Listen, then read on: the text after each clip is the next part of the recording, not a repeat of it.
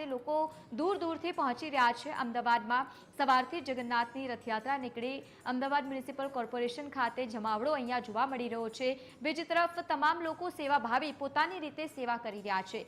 નિસ્વાર્થ ભાવે તમામ લોકો પણ પોતાની રીતે સેવા કરવા માટે પહોંચ્યા છે। કોઈ પણ પાછળ નથી। આજની આ રથયાત્રામાં જોવા જેવી બાબત છે કે તમામ અલગ અલગ જે લોકો છે બધાનું લક્ષ્ય એક જ છે કે અમારે જગન્નાથની આ રથયાત્રામાં સાથે સાથે ભગવાન જગન્નાથજીને અમારે પણ ચાલવું છે। અને એટલા જ માટે પોલીસ પ્રશાસન લઈ લો કે પછી નિસ્વાર્થ ભાવે કામ કરતા એ તમામ સેવા કરવાવાળા એ કર્મચારીઓ જોઈ લો કે સામાન્ય જનતાને જોઈ લો, તમામ લોકો સેવા કરવા માટે આતુર છે।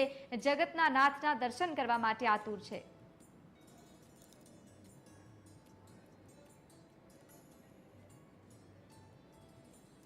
તો સાથે જ અમારા સહયોગી ધરતી પટેલ પણ આપણી સાથે જોડાયા છે। ધરતી, આપ જ્યાં ઉપસ્થિત છો હાલ, લોકોમાં કેવો માહોલ છે? કારણ કે સવારથી જ રથયાત્રાના રૂટ દરમિયાન અમે જોયું કે મોટી સંખ્યામાં લોકો દર્શન કરીને ખૂબ જ ધન્યતા અનુભવ કરી રહ્યા છે।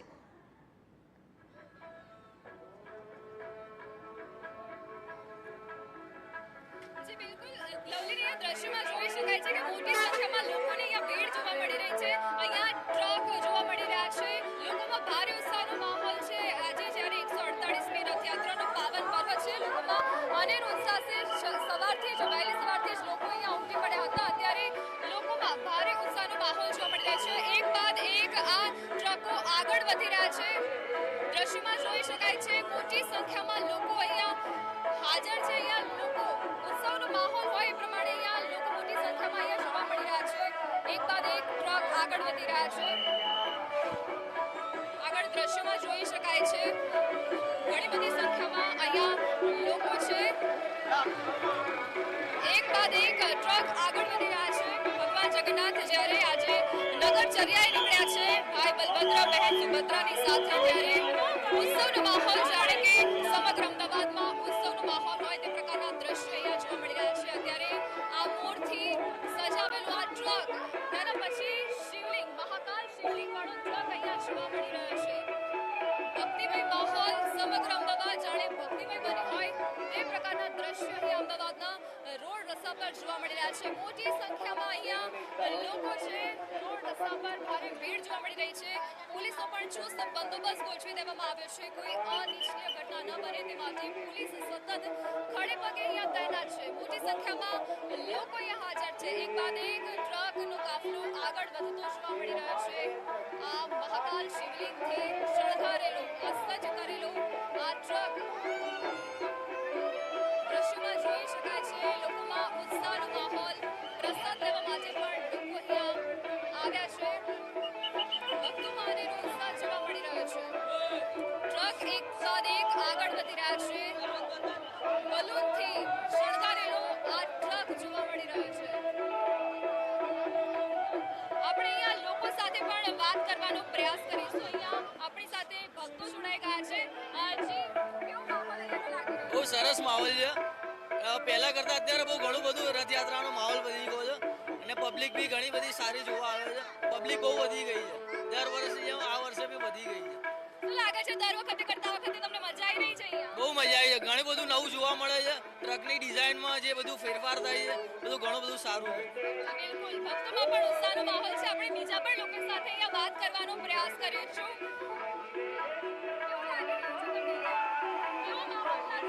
બહુ સરસ લાગી રહ્યું છે। અમે છેલ્લા 60 વર્ષથી આવ્યો છું અને ખૂબ ભગવાનના દર્શન કરીને ખૂબ ધન્યતા અનુભવીએ છીએ। કેવી લાગી રહી છે આ વખતની રથયાત્રા? હા, આ વખતની રથયાત્રા કેવી લાગી રહી છે? બહુ સરસ લાગણી છે બેના। તમારા લોકોનો બી બહુ પ્રભાવ સારો છે બેના અમને, કે પબ્લિકને વ્યવસ્થિત રાખીને પ્રસાદની વિતરણ કરવામાં સારું લાગે છે। જી બિલકુલ, જે પ્રમાણે લોકોનું પણ કહેવું છે ભક્તિમય માહોલ છે, ખુશીનો માહોલ અહીંયા જોવા મળી રહ્યો છે। એક બાદ એક ટ્રક જ્યારે આગળ વધી રહ્યા છે, એક બાદ એક ટ્રકના આ દ્રશ્યો આપ જોઈ શકો છો। અહીંયા ભક્તોમાં પણ અનેરો ઉત્સાહ જોવા મળી રહ્યો છે। વહેલી સવારથી જ અહીંયા તમામ પ્રકારના જે તૈયારીઓ છે તે કરી દેવામાં આવી છે। પોલીસ પણ ઘણી બધી તૈનાત છે। ટ્રકો એક બાદ એક અહીંયા આગળ વધતા જોવા મળી રહ્યા છે। શણગારેલા આ ટ્રક અલગ અલગ થીમ પર તૈયાર કરવામાં આવ્યા છે, જેમાં ભક્તો માટે પ્રસાદ પણ વહેંચવામાં આવી રહ્યો છે। ફૂલોથી શણગારેલા આ બલૂનથી શણગારેલો ટ્રક, મોટી સંખ્યામાં અહીંયા લોકો હાજર છે। આપ આપ દ્રશ્યમાં જોઈ શકો છો ઘણા બધા લોકો અહીંયા દર્શન કરવા માટે લાભ ઉઠાવવા માટે આ ટ્રકોને નિહાળવા માટે અહીંયા પહોંચ્યા છે ટ્રકો આગળ વધી રહ્યા છે શણગારેલા સુસજ્જ ટ્રકો અહીંયા જોવા મળી રહ્યા છે તો પોલીસ પણ કોઈ અનિચ્છનીય ઘટના ન બને તે માટે તૈનાત છે તો આજે ભગવાન જગન્નાથની 148મી રથયાત્રા છે તેને લઈને અત્યારે તમામ જગ્યા પર ખુશીનો માહોલ જોવા મળી રહ્યો છે જી લવલી બિલકુલ ધરતી આભાર સમગ્ર માહિતી સાથે જોડાવા બદલ. તો જે રીતે અમદાવાદમાં આ રૂડો અવસર આવ્યો છે સો કોઈ આતુર છે ભગવાનના નાથના એક દર્શન પામવા માટે અને સવારથી જ તેના ઉપર આપણે વાત કરી રહ્યા છીએ. મહારાજ આપણે પાછા આવીશું એ વિષય ઉપર વાત કરીશું. એક મહત્વની વાત એ પણ કે જ્યારે જગન્નાથની રથયાત્રા નીકળતી હોય અને ભગવાન મોસાળ ખાતે પહોંચી રહ્યા છે, સરસપુરમાં પહોંચે છે, પછી આરામ કરે છે, તેના પાછળનું મહત્વ શું રહેલું છે? બહુ શ્રેષ્ઠ વાત કરી બેન આપણે કે ભગવાન જગન્નાથજીની આ યાત્રા ધીરે ધીરે કરી અને અત્યારે હાથી અને ટેબ્લો આપણે જોઈએ તો અમદાવાદના આ એએમસી વિસ્તારની અંદર પહોંચ્યા છે. થોડીક જ ક્ષણોની અંદર સ્વયં ભગવાન જગન્નાથજીનો રથ બેન સુભદ્રા અને ભાઈ બલભદ્ર પણ એ એએમસી પ્રાંતની અંદર એ વિસ્તારની અંદર પહોંચશે અને ત્યાં જેને બિરુદ કહી શકાય, આ વખતે દિલીપદાસજી મહારાજને બિરુદ અર્પણ કરવામાં આવ્યું. રામાનંદાચાર્ય, જગદાનંદાચાર્ય એ દિલીપાચાર્ય મહારાજ, તો એમનું સ્વાગત અને સન્માન, એક કોમી એકતાનો ભાવ પણ આ રથયાત્રાની અંદર આપણને જોવા મળે છે. આપણે અત્યારે સ્ક્રીન ઉપર પણ જોઈ રહ્યા છીએ તિરંગાની યાત્રા જ્યારે આમ થતી હોય એમ તિરંગા આપણો લહેરાતો હોય એ પણ. એટલે આ યાત્રા આમ જોવા જઈએ તો એક કોમી એકતાની યાત્રા પણ છે. આપણે આગળ જ વાત કરી કે આ યાત્રાની અંદર કોઈ નાતી કે કોઈ જાતિ, હિન્દુ, મુસ્લિમ, શીખ, ઈસાઈ, એ દરેક પ્રકારના દરેક પોતાના ભાવ ભૂલી અને કેવલ જગન્નાથમય બની અને દરેક લોકો પણ, મોટા મોટા અધિકારીઓ પણ આ દિલીપદાસજી મહારાજનું સ્વાગત અને સન્માન કરે છે. ત્યારે આપે જે વાત કરી કે મોસાળામાં જઈ અને આટલું બધું એનું મહત્વ શું, જ્યારે આપણે પણ આ ટીવીની અંદર પણ જોઈ રહ્યા છીએ કે સરસપુરની અંદર મંદિરને પણ એક અલગ પ્રકારનું રંગરોગાન કરવામાં આવ્યું છે. મંદિરની અંદર રહેલા દેવ પણ જાણે આમ અંદર કૂદતા હોય, અંદર નાચતા હોય એમ મૂર્તિનું સ્વરૂપ પણ આપણને નયનરમ્ય લાગી રહ્યું છે. અને આપણે ત્યાં લોકવાયકાઓ પણ કહેવામાં આવેલી છે કે મોસાળની અંદર જવાનું તો કોને ન ગમે. પહેલાંનો એક સમય હતો મિત્રો કે જ્યારે આમ વેકેશન પડે ને આપણે રાહ જોતા હોય કે ક્યારે હું મારા મામાના ઘરે જાઉં. અને મામાના ઘરે જ્યારે વ્યક્તિ, ભાણેજ જ્યારે મામાને ત્યાં પહોંચે ને એટલે એ પછી દરેક પ્રકારની ચિંતાઓમાંથી મુક્ત બની જાય. અને આજે દિવસ એવો છે, આજે ભગવાન આ જગતનો નાથ પોતાની પત્નીઓને લઈ અને નથી નીકળ્યો. રૂકમિણીને લઈ, સત્યભામાને લઈ, લક્ષ્મણાને એને લઈ અને કોઈને નથી નીકળ્યો, પણ આજે પોતાની બહેનને લઈ અને ભાઈ પોતાને ત્યાં યાત્રા કરવા માટે નીકળ્યા છે. એટલે ત્રણેય ભાનડીઓ છે, આજે ભાઈ અને બહેન એ પોતાને મામાને ત્યાં વિશ્રામ કરવાનું છે. અને આપણે જોઈએ છીએ કે 15 દિવસથી જેઠ સુદ પૂર્ણિમાથી જ્યારે આ જગતના નાથનો જ્યેષ્ઠાભિષેક કરવામાં આવે ત્યારથી આપણે ત્યાં આ તહેવાર હવે ગણાય છે. મેં કીધું ને આગળ કે આ જગન્નાથ ભગવાનનો આ રથયાત્રાનો એને તમે તહેવાર ગણો તો તહેવાર ગણી શકાય, અને આ વ્રત ગણો. વ્રત શબ્દની વ્યાખ્યા જે છે જેની અંદર નિયમપૂર્વકનું આચરણ કરવામાં આવે એને વ્રત કહેવામાં આવે. તો આ ભગવાન જગન્નાથજીની રથયાત્રા એક પ્રકારનું વ્રત પણ છે. એટલે ત્યાં આપણે ત્યાં અષાઢી બીજનો ઉત્સવ કહેવાય છે. અને ઉત્સવ, તહેવાર અને વ્રત આ ત્રણ શબ્દ જો એક સાથે લાગુ પડતા હોય તો એ આજનો દિવસ એટલે કે આ અષાઢી બીજ છે. રથયાત્રા પહેલા તો અષાઢી બીજ તો આદિ અને અનાદિ છે. અને એટલે ત્યાં આપણે ત્યાં કવિઓએ પણ કીધું છે ને, જી મહારાજ, કોટે મોર ટહુકિયા અને વાદળ ચમકી જો ને વીજ, હે મારા રુદાને રાણો સાંભળ્યો